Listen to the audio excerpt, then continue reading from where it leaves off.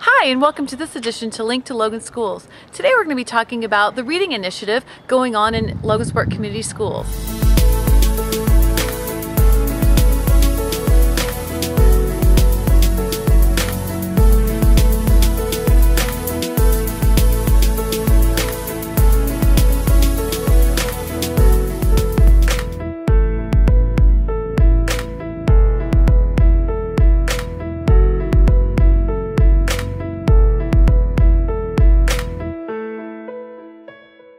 With me today I have Mrs. Kelly Minks and Mrs. Mistine Weisenberger, the two reading coaches for LCSC. In 2007, LCSC teachers began to implement what we call guided reading.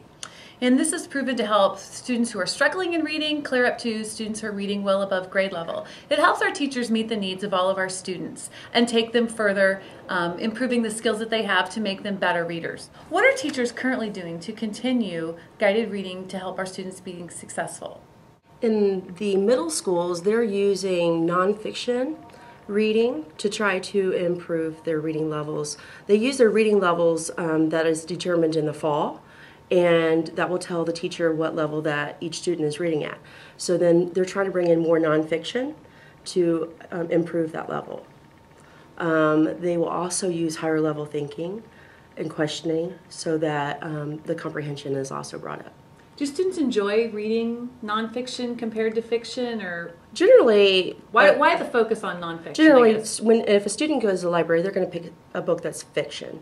Mm-hmm. So a teacher right now, they're trying to put nonfiction in their hands, and they also are taking accelerated reader tests on nonfiction. And at first, at the beginning of the year, they were having a difficult time doing well on those type of comprehension tests. But now that they've been reading more nonfiction, the test results have improved greatly. Good. And I know we've taken, we have limited resources when it comes to monies, but the money that we have to purchase books, I know that we've had a real push to look at buying more nonfiction books to put in our school libraries, and teachers have made more of an effort to, as they buy classroom sets through Scholastic or wherever, to buy some more nonfiction kinds of books for their classrooms. Exactly. And they're also able to access nonfiction and fiction type books on the internet, which has been a different spin on reading. So they're actually reading off a computer screen instead of reading from an actual book. So. Okay, Kelly, in talking about guided reading, we talk about it all the time, but as we try to educate people, what is guided reading? Okay, well, guided reading is a time where a teacher will take a group of kids and they determine their reading level. As Mistine said, in the fall, winter and spring, we test the kids to see what their reading level is currently, and then we'll put them into a group that meets the needs of everybody in that group. So let's say your struggling students may need the same kind of lessons within the group to help each student get a little bit better. So for a higher end group, the teacher will be working on more comprehension skills because they've mastered reading, and that they want to focus on higher level questions so that they can extend that comprehension. So within a day, a teacher will see 2 to 3 groups a day. The lower end groups, teachers will see every day. The higher end groups will be reading a couple of times a week with the teacher. But then when they're not with the teacher, they'll be reading during like a silent reading time on their own because they're able to handle that type of responsibility. But there's still instruction going on with those students, correct? Absolutely, absolutely. So maybe they'll be working on a project within the time when they're not with a teacher. They'll be working on a project or perhaps some comprehension skills or questions on their own, and they're able to handle that because they're not working on reading skills, they're working on thinking skills. Okay, good. And you talked about identifying students' reading levels. How do teachers know the students' reading levels? Yeah, well, like you said, back in 2007, we trained every teacher on an assessment called the DRA, which is Developmental Reading Assessment for K through 2 students, and an IRI assessment, which is an informal reading inventory. And it's basically, for the little kids, a book. They read through it.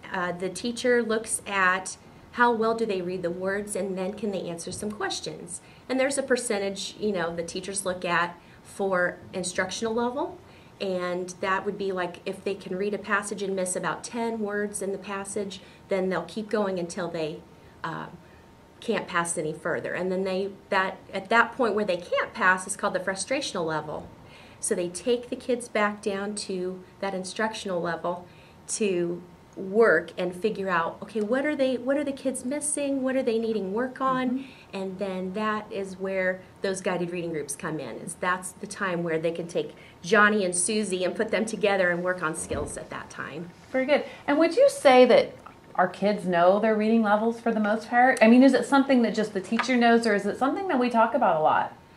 Actually, the students do know their level. And it's funny, sometimes when you're in a group together, one kid will kind of pull, or one student will pull ahead of someone else, and they're like, "Well, hey, I want to read like he does," or even not necessarily with peers, but against themselves in a way too, where they'll say, "Oh my gosh, back in the fall I was reading a level B book, which is like a kindergarten book. Now I'm clear at level F, which is middle of first grade book." So they can see their progress, and a lot of teachers will track their progress too on graphs and in their data binders and that type of thing. So students know and parents know what their current reading level is.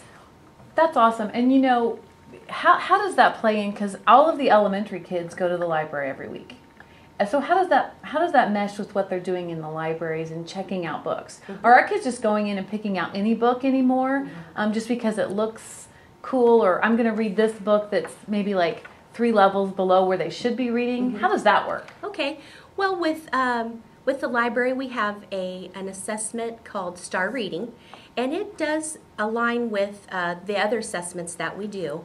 And the great thing is that Star Assessment will give the librarians a range of where kids could read successfully on their own. It's an independent reading level. And so the great thing about that is there's a range of a couple of grade levels, so they can go back and find a little bit easier book sometimes, and then a harder book too within that range. And I know the librarians are really good about saying, you know, you've kind of picked some easy ones. Let's try this one over here on the shelf that's a little bit harder. But and another thing too is, of course, boys like the motorcycle books, and they like the dinosaur books, and those are sometimes with that, a little bit higher than their range, but they'll every once in a while get to pick one of those kind of books out, and hopefully the parents or grandparents or big brother can help them read those. That's great, because we all know that the more they read, the better they're going to get at reading, right? And so we want them reading, but it doesn't do them a lot of good if they're reading. We're trying to read books that are too far above their level, and they're also not going to improve their skills if they're reading books that are way below their level. Absolutely. Right? So, and on that point too, if they do have a book that's a little bit harder, it's good for kids to hear adults read. yeah. And one thing, when you have a struggling reader and they're just learning words and they're starting to put it together, we always tell them, you try to read like you're talking. And that's one of the big things that we worked on this year in the elementaries is fluency. And that's just reading like you're talking. Because sometimes we'll have little kids that'll read like a robot, and it just doesn't sound very good. So we'll tell them, well, you need to read like you're talking, or read like your teacher reads. Very good. And I know, like at my house, sometimes, I would read a page, and then my son would read a page, and we would do that back and forth, because, sometimes those stories in those books get a little long. Yes, they do. Especially when you have a student who doesn't necessarily like to read. Right. Exactly.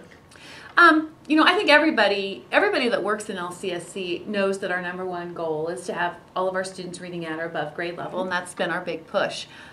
Because reading is obviously critical, as we said before.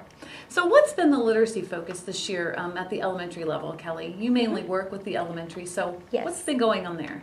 Like I said, fluency has been our big focus this year, and so we've actually started a fluency assessment along with the DRA and the IRI in the fall, winter, and spring.